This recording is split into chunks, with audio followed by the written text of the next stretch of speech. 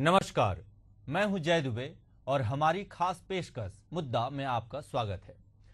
आज का हमारा बातचीत का विषय है दिल्ली की तड़प, मोदी की याचना। दरअसल बीजेपी पिछले 26 साल से दिल्ली में सत्ता का वनवास झेल रही है। वो विधानसभा चुनाव 2025 में हर हाल में दिल्ली में कमल खिलाना चाहती है। इसके लिए कमान संभाले हुए हैं स्वयं प्रधानमंत्री पीएम नरेंद्र मोदी। 1993 में आखिरी बार दिल्ली में बीजेपी की सरकार बनी थी। तब से पार्टी को राजधानी में सरकार बनाने का मौका नहीं मिला। दिल्ली में 1993 में पहली बार और फिर 7 बार विधानसभा चुनाव हुए।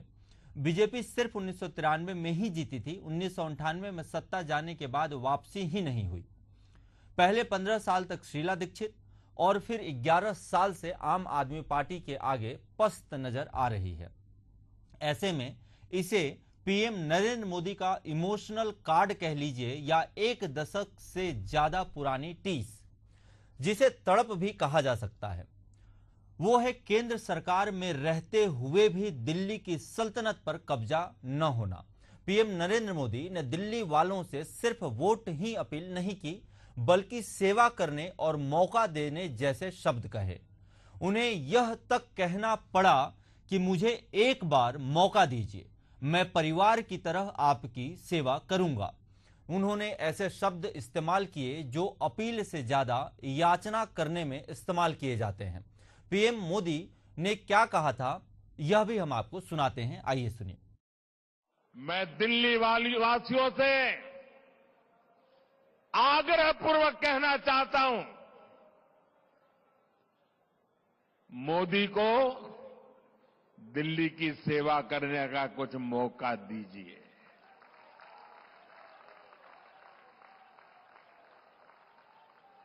देश भर में मैं बहुत कुछ कर पाया हूं। दिल्ली में आपने मुझे सेवा करने का अवसर नहीं दिया।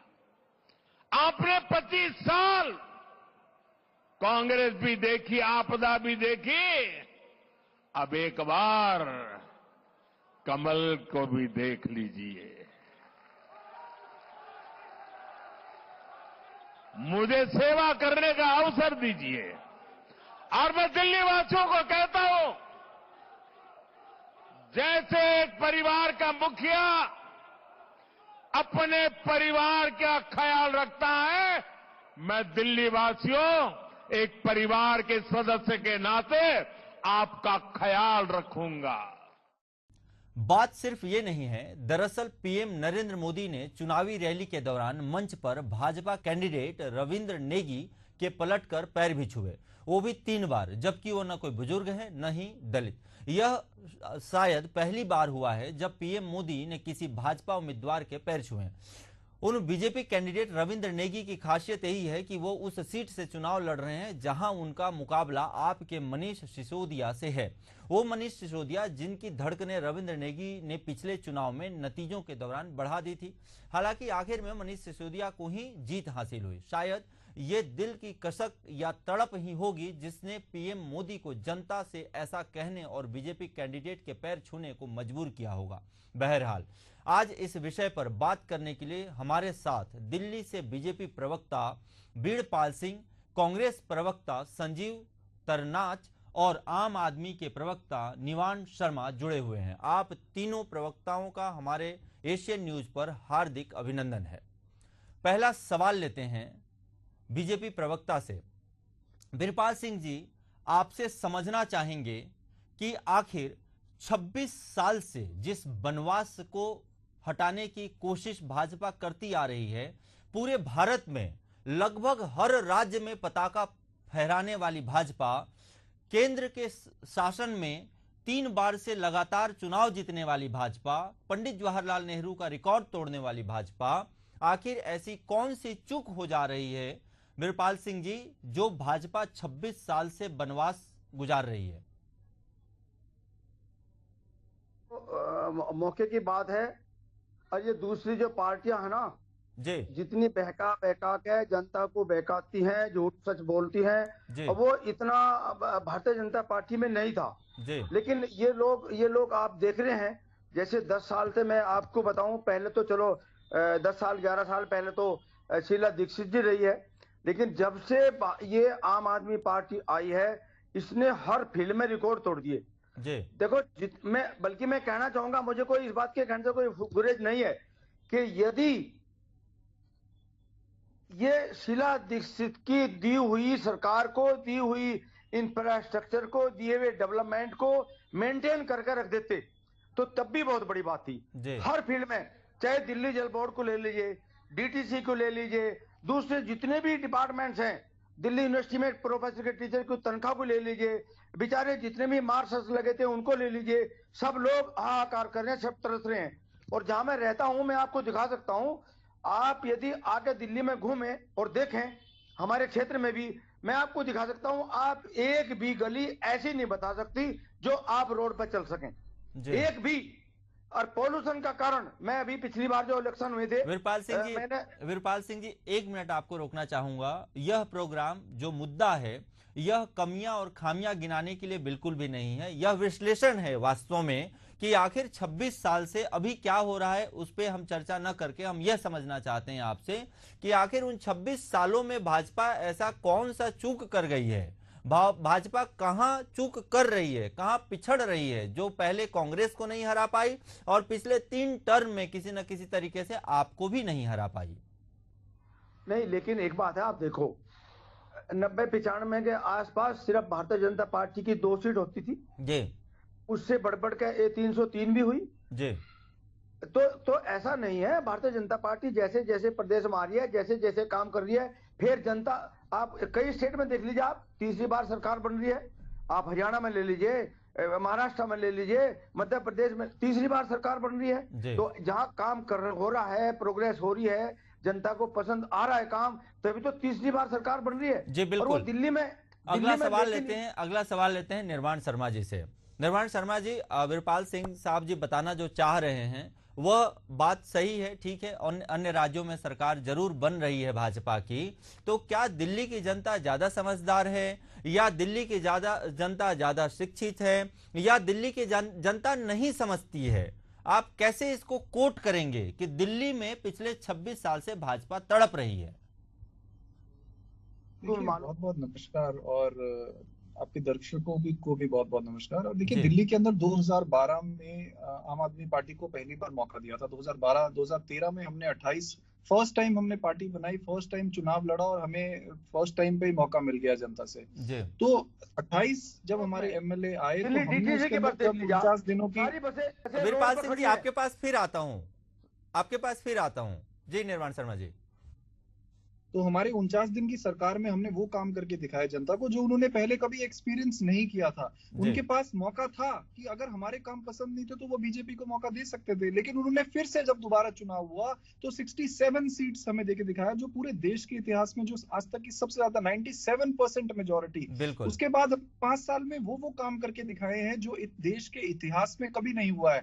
आज आप 20 राज्यों में भाजपा की सरकार है, आप कंपैरिजन कर लीजिए, आप इनके 20 राज्य एक तरफ रख लीजिए, हमारा राज्य एक तरफ रख लीजिए, दिल्ली में जहां पे हम पिछले 10 साल से सरकार में है। देश के अंदर इकलौता ऐसा राज्य है जहां पर 24 घंटे बिजली आती है। फ्री तो छोड़ दीजिए, फ्री तो आती है, फ्री तो ये दे ही नहीं पाएंगे, लेकिन देश का इकलौता ऐसा राज्य जहां 24 आवर्स इलेक्ट्रिसिटी आती है। क्यों मध्य प्रदेश में नहीं आती, क्यों गुजरात में नहीं आती? गुजरात में तो 25 साल से गुजरात मॉडल लेके पूरे देश में गए थे। ये इसीलिए दिल्ली की जनता ये समझती है।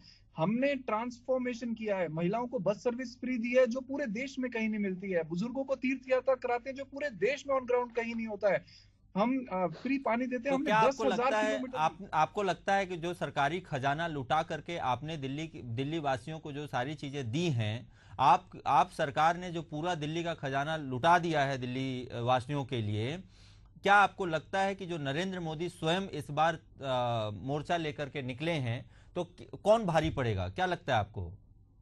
देखिए, सरकारी खजाने को खर्च करने के 2 ही तरीके हैं। बहुत अच्छा सवाल है आपका। सरकारी खजाना या तो आप जनता पे लुटा दो, जैसा आप कह रहे हैं, हम कर रहे हैं, या तो दूसरा ऑप्शन ये है कि आप सरकारी खजाने को अपने दोस्तों में, पूंजीपति दोस्तों में बांट दो, वो जैसे मर्जी यूज करें। आपने देखा देश में ये भी एक उदाहरण है। तो दिल्ली का मॉडल ये है कि दिल्ली में जो जनता टैक्स देती है उस टैक्स का 100% पैसा जनता पे खर्च होता है, जनता की इंफ्रास्ट्रक्चर डेवलपमेंट पे, फ्री बिजली पे, फ्री पानी पे। अब हम महिलाओं को 2100 रुपए देने जा रहे हैं। जनता हम पे विश्वास करती है। दूसरी तरफ ये बीजेपी का मॉडल है जहां पे सारे पैसे जो है वो पूंजीपति दोस्तों को दे दिए जाते हैं, अपने दोस्तों को, एक ट्रिकल डाउन थ्योरी होती है जहां पे सारा पैसा आप अपने दोस्तों को दे दो, वो अगर इंडस्ट्री लगाएंगे तो लगाएंगे, हमें पता ही नहीं, कोई ट्रांसपेरेंसी नहीं है। सब कुछ मुफ्त देने के बाद देश की ऐसी इकलौती सरकार है, और ये हमारा आंकड़ा नहीं है, ये नीति आयोग का आंकड़ा जिसके चेयरमैन स्वयं प्रधानमंत्री जी हैं। तो नीति आयोग ये कहता है। निर्वाण जी, आप क्या मानते हैं कि सब कुछ जनता को, खजाने को लुटा देना ठीक है? जिस तरीके से आपने खजाना खोल दिया, चाहे वो महिलाओं के लिए हो, 2100 रुपए की बात कर रहे हैं आप, या मुफ्त बिजली की बात कर रहे हैं आप, या बहुत सारे तरीके, जितनी भी योजनाएं आप गिना रहे हैं, क्या आपको लगता है कि यह देश हित में है? एब्सोल्युटली। देखिए, नेशन बिल्डिंग के लिए सबसे इंपॉर्टेंट चीज क्या है? वो है एजुकेशन। आपको अपने ह्यूमन रिसोर्स में इन्वेस्ट करना पड़ेगा, आपको अच्छे स्कूल पूरे देश में बनाने पड़ेंगे। शिक्षा और स्वास्थ्य का तो मैंने नाम ही नहीं लिया। तो हम तो उसी पे खर्च कर रहे हैं। हमारा 25% बजट तो शिक्षा पे ही जाता है, 25% बजट हम शिक्षा पे खर्च करते हैं जो देश में सबसे ज्यादा है, 15% बजट हम स्वास्थ्य पे खर्च करते हैं, तो मोटा मोटा 40% हमारा तो शिक्षा और स्वास्थ्य पे ही जाता है। 400 करोड़ रुपए मात्र में पूरे महिलाओं की बस सर्विस फ्री हो जाती है, और ये 14 लाख करोड़ रुपए पूंजीपतियों का माफ कर देते हैं। अब देखिए कौन सा मॉडल बेटर है? एक पूंजीपति ने 50,000 करोड़ रुपए का लोन लिया और 4 साल बाद उसका 46,000 करोड़ रुपए माफ कर दिया गया, और हम 3,000 करोड़ रुपए में पूरी दिल्ली की बिजली फ्री कर देते हैं। बताइए कौन सा अच्छा मॉडल है? नीति आयोग ये कहता है कि देश में सब कुछ मुफ्त देने के बाद देश की इकलौती ऐसी सरकार है जो मुनाफे में चल रही है। क्यों चल रही है? क्योंकि ईमानदार मॉडल है, जनता का पैसा जनता पे खर्च हो रहा है, जनता भी प्रोग्रेस कर रही है, इकोनॉमी भी प्रोग्रेस कर रही है। अगर इतना ईमानदार मॉडल है तो सारे बड़े बड़े नेता, इतनी ईमानदारी है तो सुनो, इतनी ईमानदारी आपने सबसे पहले दिल्ली के किसानों को कहा था हम एमएसपी देंगे, कहाँ है वो एमएसपी? कितनी, देखो मैं बताता हूँ अभी इनको, इन्होंने दिल्ली के किसानों को कहा, केंद्र सरकार ने, एक्चुअली केंद्र सरकार ने इंडिया के किसानों को एमएसपी दी थी। इन्होंने कहा दिल्ली में हम केंद्र सरकार की एमएसपी नहीं मानते, हम डॉक्टर स्वामीनाथन आयोग की जो कमीशन की रिपोर्ट है वो लागू करेंगे। और इन्होंने कहा कि हम 716 रुपए गेहूं और 765 रुपए गेहूं प्रति कुंटल अधिक देंगे। इन्होंने किया क्या? दिल्ली विधानसभा में उसका बजट पेश किया, 100 करोड़ रुपए का प्रोविजन किया कि हम दिल्ली के किसानों को एरियर के रूप में देंगे। आज तक 1 रुपया किसी किसान भाई को नहीं दिया। मेरे पास मैं भी दिखा सकता हूँ हर एक बात। इनकी जितने भी झूठ हैं, चाहे सारा बजट ये अपने ऐशो और आराम में शीश महल में जा रहा है। और देखो, और मैं आपको बताता हूँ, आप निकल कर देखे रोड पे, आप निकल कर देखे, हर आदमी कह रहा है दिल्ली में पॉल्यूशन। वीरपाल सिंह जी, मुझे एक बात बताइए, देश का ऐसा कौन सा, वीरपाल सिंह जी मुझे एक बात का जवाब दीजिए, ऐसा कौन सा राज्य का मुख्यमंत्री है जिसका महल शीश महल से कम है? कैसे हालात में होता है? वीरपाल सिंह जी, मैं आपसे एक और सवाल करना चाहता हूं। देश का ऐसा कौन सा राज्य है जिसके मुख्यमंत्री का जो आवास है वो किसी शीश महल से कम है, या जिसका खर्चा कहीं कम होगा? हर मुख्यमंत्री का आवास, हर मुख्यमंत्री के खर्चे वैसे ही हैं। तो उसमें अगर अरविंद केजरीवाल जी बतौर मुख्यमंत्री वैसा घर बनवा भी लिए तो क्या गुनाह कर दिए? अरे वो तो कहते थे, वो घूमते जब मफलर बांधकर ऐसे घूमते थे ना, वो जब वो कहते थे देखो भाई सुनियो, मुझे ना तो तनख्वाह चाहिए, ना मुझे बड़ी गाड़ी चाहिए, ना मुझे बंगला चाहिए, ना मुझे कोठी चाहिए, और ना मुझे सिक्योरिटी चाहिए, और यहाँ तक कि जितने एमएलए एमपी का फंड है वो सब कैंसिल करो, हमें पैसा नहीं चाहिए, हम तो ऐसे डेवलपमेंट कर देंगे। चलिए ठीक है, एक सवाल कांग्रेस प्रवक्ता संजीव तरनाथ जी भी हमारे साथ जुड़े हुए हैं, कांग्रेस प्रवक्ता हैं। आप तीनों ही बड़ी पार्टियां वहां पे चुनाव लड़ रही हैं। यह चुनाव कहीं ना कहीं कांग्रेस के लिए राज्य में भी और देश में भी एक जमीन तलाशने जैसा है। आपने क्या स्ट्रेटेजी बनाई है, क्या तैयारी की है, किन मुद्दों पर कांग्रेस इस बार जमीन पर उतर रही है? संजीव जी, क्या लगता है आपको कि क्या आप इस बार वहां पे अपनी सल्तनत जमा पाएंगे, जिससे पूरे देश में एक संदेश जा सके कि नहीं, कांग्रेस जिंदा है? देखिए जय जी, 2013 से पहले जो कांग्रेस का रिजिम हुआ करता था दिल्ली के अंदर, और जिस तरीके से शीला दीक्षित जी की सरकार चला करती थी, और उस समय दिल्ली जिस तरीके से तरक्की कर रहा था, दिल्ली का इंफ्रास्ट्रक्चर जिस तरीके से काम कर रहा था, दिल्ली में हेल्थ सेक्टर जिस तरीके से काम कर रहा था, एजुकेशन जिस तरीके से चल रही थी, वो सारा का सारा जो शीला दीक्षित जी का कार्यकाल है, हम दिल्ली वासियों को दोबारा याद कराना चाहते हैं कि किस तरीके से 2014 के अंदर अरविंद केजरीवाल जी एक आंदोलन के तहत एंट्री करते हैं दिल्ली के अंदर, और ये कहते हैं कि हम जन लोकपाल बिल को लेकर के आएंगे। ये बड़ा अहम मुद्दा लेकर के आए थे कांग्रेस पार्टी के खिलाफ कि हम जन लोकपाल बिल को लेकर के आएंगे। तो मैं इनसे पूछना चाहता हूं निवान शर्मा जी से कि 11 साल हो गए साहब, वो जन लोकपाल बिल के बारे में आज कोई बात नहीं करते। अरविंद केजरीवाल जी के मुंह से मैंने आज तक नहीं सुना कि वो जन लोकपाल बिल कहाँ गया, ये बात करते हैं कि हमने मोहल्ला क्लिनिक बनाए। अभी एक रिपोर्टर जो है थोड़े समय पहले चुनाव जब कैंपेन चल रहा था तब आतिशी जी के पास गए और वो उनसे पूछते हैं, आतिशी जी कभी आप मोहल्ला क्लिनिक में इलाज कराने गए हैं? अगर इनके मोहल्ला क्लिनिक और आतिशी जवाब क्या देती हैं कि मैं कभी मोहल्ला क्लिनिक में मैं कभी मोहल्ला क्लिनिक के अंदर जाकर के इलाज कराने नहीं मैं कह रहा हूं संजीव जी, आपको उनकी हाल पर छोड़ दीजिए। संजीव जी, मैं कह रहा हूं आपको उनकी हाल पर छोड़ दीजिए, आप अपना हाल सुनाइए कि आप कैसे क्या स्ट्रेटेजी लेकर चल रहे हैं। क्या शीला दीक्षित के किए हुए कार्यों को ही आधार बनाकर चलेंगे जीतने के लिए? शीला दीक्षित जी का जो विकास 2013 के अंदर चलते चलते आम आदमी की पार्टी की सरकार ने रोकने का काम किया था, हम चाहते हैं दिल्ली वासियों को कि जो प्रोजेक्ट शीला दीक्षित जी की सरकार में शुरू हुए थे और जो अभी तक परवान नहीं चढ़े, मेट्रो के फेजेस की अगर आप बात करेंगे तो मेट्रो के जो फेजेस हैं वो 3-3, 4-4 साल लेट हो चुके हैं। तो हम उन्हीं चीजों को याद कराना चाहते हैं दिल्ली वासियों को कि शीला दीक्षित जी के कार्यकाल के अंदर जिस तरीके से काम हुआ करता था और दिल्ली जिस तरीके से अग्रसर थी डेवलपमेंट को लेकर के, उन्हीं मुद्दों को लेकर के हम दिल्ली की जनता पे जा रहे हैं और दिल्ली की जनता को शीला दीक्षित जी के कार्यकाल को याद करा रहे हैं और उनसे शीला दीक्षित जी के कार्य के नाम पर वोट मांग रहे हैं ताकि शीला दीक्षित जी की जो निवान जी, अब क्या आप आश्वस्त हैं कि आप यह चुनाव भी जीत रहे हैं, या आपके अंदर, आप पूरे पार्टी के अंदर, आप स्वयं के अंदर नहीं, आप पूरे पार्टी के अंदर एक डर है कि स्वयं प्रधानमंत्री श्री नरेंद्र मोदी जी मैदान में उतरे हुए हैं और लगभग हर विधानसभा सीट पर जाकर वो रैलियां कर रहे हैं, हर विधानसभा सीट में अपना उद्बोधन दे रहे हैं और यह बात उनको कहनी पड़ रही है कि आप मुझे एक बार मौका दीजिए, मैं परिवार के मुखिया की तरह आपकी सेवा करूंगा। क्या लगता है आपको, कैसा डर है आप पार्टी में? देखिए, हमारे में तो कोई डर नहीं है। 2020 में भी माननीय प्रधानमंत्री जी ने पूरी ताकत लगाई थी, 2015 में भी लगाई थी, अब 2025 में भी लगा रहे। चुनाव है, ये राजनीतिक दल तो ही करेंगे। देखिए, हमें राजनीति नहीं आती, हम तो बड़ी सीधी सी स्पष्ट सी गणित बताते हैं। हम ये कहते हैं कि अगर आप दिल्ली में है, राजनीति नहीं आती, यही तो इनकी चाल है, यही तो जनता को गुमराह किया उन्होंने, यही तो जनता को बहकावा क्या। मोहल्ला क्लिनिक की देख लीजिए। अब मैं और एक और घोटाला बताता हूँ। पूसा इंस्टीट्यूट से इन्होंने कहा हम पॉल्यूशन को कम कर देंगे, हम पॉल्यूशन बंद कर देंगे, दिल्ली हमें दे दो। हम तो वीरपाल सिंह जी, आपको ऐसा लग रहा है कि आप जनता को एहसास दिला पा रहे हैं? मैं भी कहना चाहूंगा। नहीं, आप तो कहिएगा, आप पहले सुन तो लीजिए। क्या आपको लग रहा है कि आप जनता को यह एहसास दिला पाएंगे कि आपने पूरे दिल्ली को बर्बाद कर दिया है? बिल्कुल बिल्कुल करा पाएंगे। तो क्या आपको लगता है कि आप पार्टी की तरह ही आप इस बार जीत जाएंगे, भाजपा इस बार जीत जाएगी? 101 जनता का समर्थन है, जनता सपोर्ट करेगी, जनता जनार्दन है, जनता को हम बता रहे हैं इनके घोटाले। लेकिन आपकी बातों में वो कॉन्फिडेंस नजर नहीं आया। आपको कहना चाहिए कि हम 60 सीट जीतेंगे। सुनो, भाई साहब, इन्होंने 2-3 महीने 2-3 साल तक एक कैंपेन चलाई कि हम दिल्ली में पॉल्यूशन खत्म कर देंगे, हम दिल्ली में बिल्कुल कूड़े के पहाड़ उठा देंगे, हम दिल्ली में वो कर देंगे। पूसा इंस्टीट्यूट ने हमारे साथ मिलकर डीकंपोजर बनाया है, हम किसानों को निवान शर्मा जी को सुनते हैं। वीरपाल सिंह जी, एक बार सफाई भी सुन लिया जाए, एक बार सफाई भी सुन लिया जाए। जी निर्वाण जी।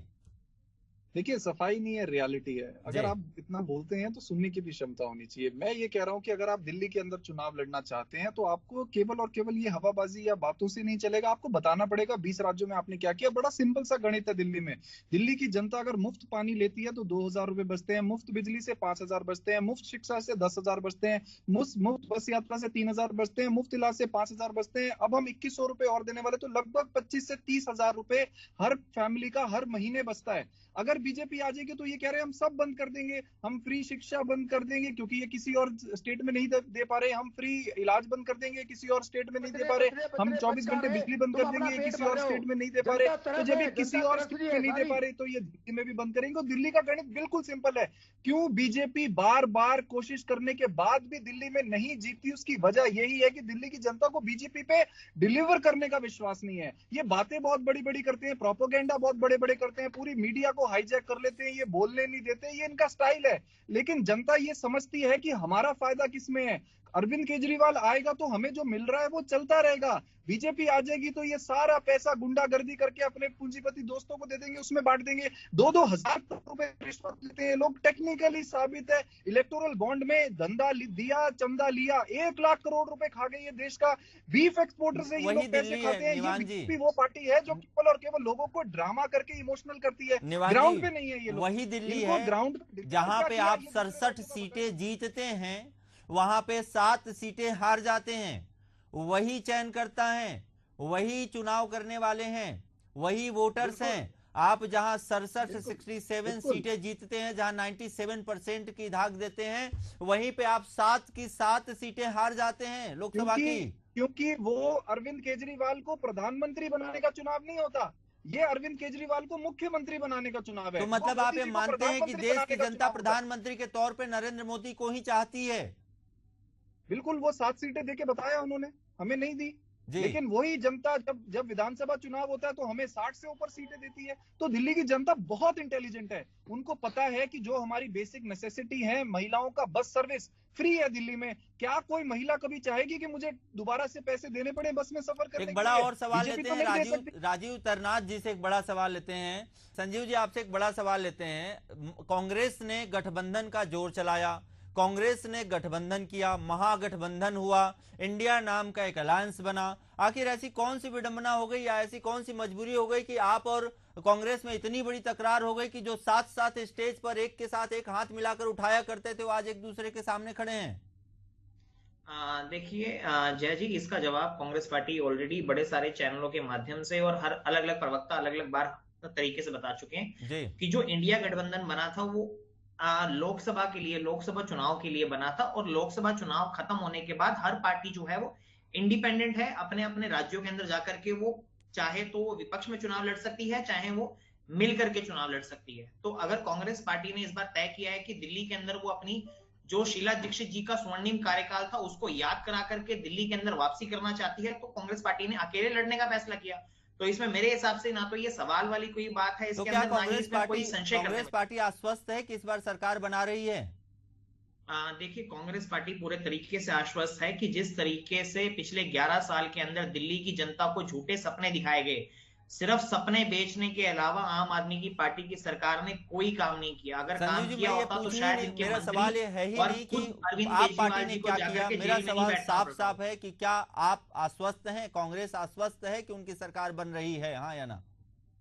जय जी, मैंने वही आपको बताया कि कांग्रेस पूर्ण तरीके से आश्वस्त है कि इस बार 8 फरवरी को आप देखेंगे कि कांग्रेस पार्टी दिल्ली के अंदर सरकार बनाने जा रही है। कितनी सीटें लाने की उम्मीद है आपको कांग्रेस पार्टी की? सरकार के लिए 36 सीटों की रिक्वायरमेंट है, तो मेरा मानना यह है कि 36 से ज्यादा सीटें कांग्रेस पार्टी इस बार जीत रही है। अच्छा, वीरपाल सिंह जी क्या कहना चाहेंगे, कितनी सीटें ला रही है भाजपा? ये तो जनता जनार्दन के ऊपर बात है, लेकिन उनकी मेजोरिटी आ रही है पूरी, इसमें कोई चिंता की बात नहीं है। मेजोरिटी आ रही, फुल मेजोरिटी आ रही बीजेपी की। और अब की बार ये इनको देखना, आम आदमी पार्टी को देखो। मैं आपको बताना चाहूंगा, आम आदमी पार्टी का यदि आप समय दें, एक एक घोटाला बता सकता हूं मैं आपको, एक एक। बल्कि शुरू से ही इन्होंने ये कहा था हम दिल्ली का पोल्यूशन खत्म कर देंगे। एक ही पॉइंट बताता हूं। Number 2, tanker mafia. Tanker mafia आज पहले से ज्यादा है, अभी भी। मैं आपको सारे उदाहरण बता सकता हूं, खोल कर बता सकता हूं पूरी बात, लेकिन आते थी समय दे दो।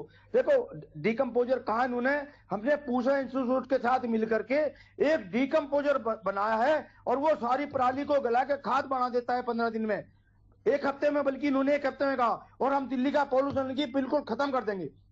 इन्होंने क्या किया, 20,000 रुपए का केवल डिकम्पोजर खरीदा और 20 करोड़ रुपए उसको स्प्रे करवाने वाले खर्च किए हैं। देखो 20 करोड़ रुपए, और आज तक पॉल्यूशन और बढ़ गया, न कि कम हुआ या उतना ही बढ़ गया, बिल्कुल बराबर बढ़ गया।